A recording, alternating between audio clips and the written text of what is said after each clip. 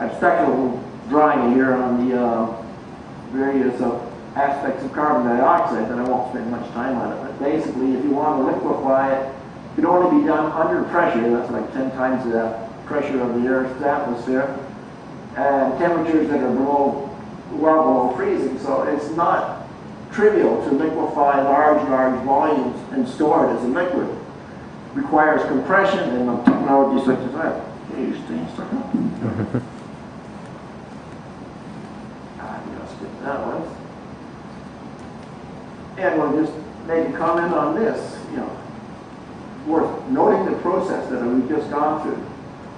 It's only multiplying and dividing. No detailed math or science is required in this, except an understanding of a few very basic concepts.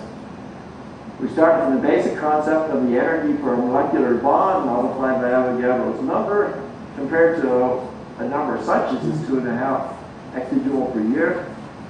Come up with these sort of volumes, and then you look at the volumes compared to real world volumes, and you come to these sort of conclusions without that much effort. You can sort of get to this thing with a fairly basic understanding and think about it.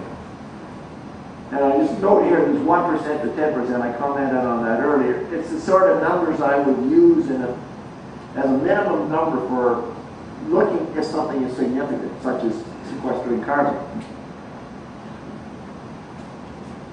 Oops. Let's get that. Note electricity production by sources in the U.S., just to give you an idea how important coal is. It's essentially 50% of the total U.S. electricity produced is made from coal. Natural gas is another large chunk. Nuclear, we can see in there, is our 100 nuclear stations are producing roughly 20%. Hydroelectric is 6% or so, and other renewables. And we use a little bit of oil. It's almost stopped now, but they used to have a lot more earlier on. So again, just a reminder on that is energy use, just where I want to go a little bit forward now and looking again at what an exajoule means in terms of some of these other renewable sources of energy. So again, it's 100 being used in the U.S., probably 10 in Canada, and about 300, 350 in the world. Whoops. So we now look what an exajoule means in terms of a variety of different energy sources, solar, wind, etc.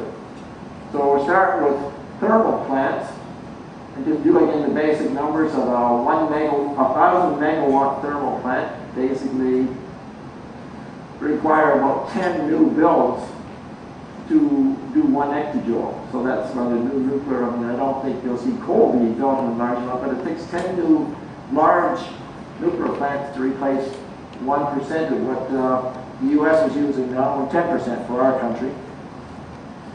Now I have a look at the very popular topics these days is wind and solar. So we do large windmills. They're typically about 2 million watts or 2 megawatts per unit. And again, we can use 3 times 7 seconds in a year. And then I'm giving them a very good, I think, capacity factor of 1/3 or 33%. A lot of areas don't see anything like 33% capacity factor. They're somewhere in the 20 to 25%. That capacity factor means how much time of the whole year that it's actually running at enough speed to produce somewhere near its nameplate energy output. Some of the time it'll be producing less, and lots of the time it'll be producing nothing. So that gives you the idea. When you just do the basic arithmetic of this, again, you're looking at 50,000 units for 1 exajoule. Again, for your 1% of the U.S. or 10% of Canadian use. And then you get to these fundamental questions. Because of this capacity factor of only 33% or whatever that number happens to be, to use it for a base load, which is what a coal plant or a nuclear reactor or hydroelectric, it's the base load that's being pulled from the electric system all the time. If you want to use these things like solar or wind as base load supply, you've got to figure out a way of storing that energy for the times when the wind isn't blowing or the sun isn't shining. And that's where you get into some serious difficulties. My basic conclusion is it's probably only a hydrogen you can actually use to store it, because almost any of the other things they talk about, large batteries or pump storage or stuff like that, becomes quite difficult. I get at the level of looking at an ectojoule. And so just for the fun of it, we'll go on.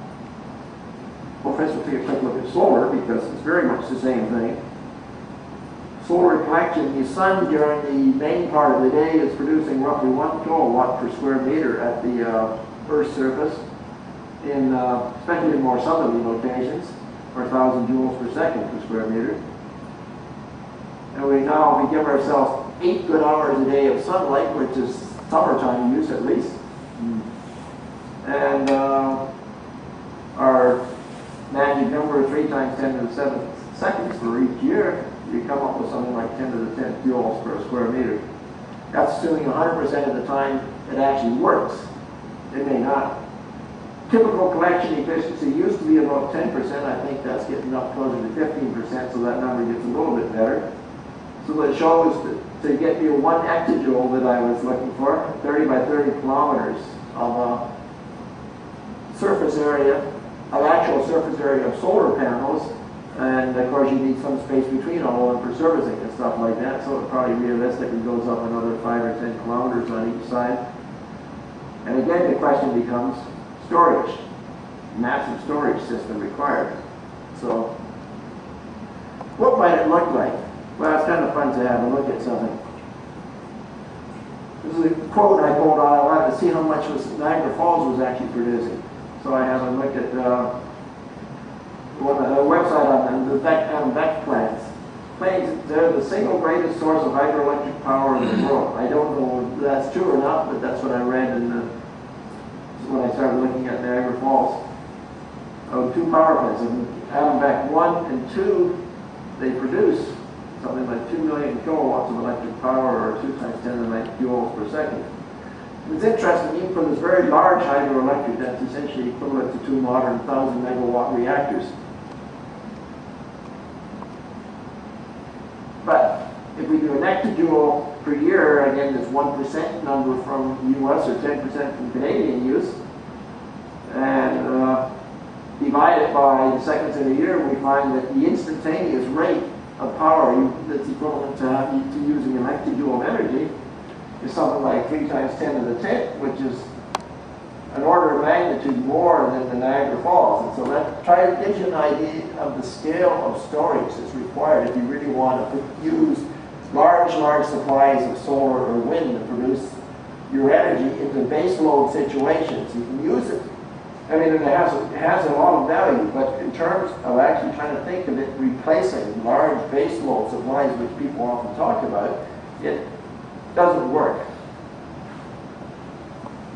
It gives you the scale of it. It is really quite neat. You look at that, all the power of Niagara Falls, and if you had a pump storage, that's one of the things you talk about, is pumping the water up the hill at night, or I should say during the day if it's solar, or during the night if it's windmill. You pump water up, and then when the demand is increased, you let the water go back down. You call that a pump storage system. But that gives you an idea of the scale of the pump storage system to do 1/10% of the total U.S. energy use, or a third of its electricity. It's an interesting visualization again. Now we have a look at if we wanted to store the energy as hydrogen, which has some real practical value to it, because at least you can produce hydrogen and store it in a large volume. But again, there's a number that I'll bring up a little bit later. It's roughly 13,000 joules per liter is in a liter of standard temperature and pressure of hydrogen. So now we look at storing the energy equivalent of this 1 ectojoule per year for 1 or 10 hours of standby use. So we want to have a large source where you can stick hydrogen that's being produced from our solar system or from our windmill system. Again, you do the basic arithmetic and you get down to the instantaneous use, and it's something like 2.5 million liters per second of hydrogen that would need to be used to get back the energy equivalent of an ectojoule per year on an instantaneous basis. And the storage of that becomes something like 10 to the 8 cubic meters for 10 hours worth of storage. So that's something like a kilometer by a 100-meter deep storage vessel. So it's, again, gives you the scale of what's needed. And of course, we do have large vessels like that for natural gas, so it's not impossible, but it's something that one has to think about when you talk about these as methods of producing energy for large usage. I mean, all these things work well at a small level, but if you want to start looking at it as producing significant amounts in terms of North American or world users, so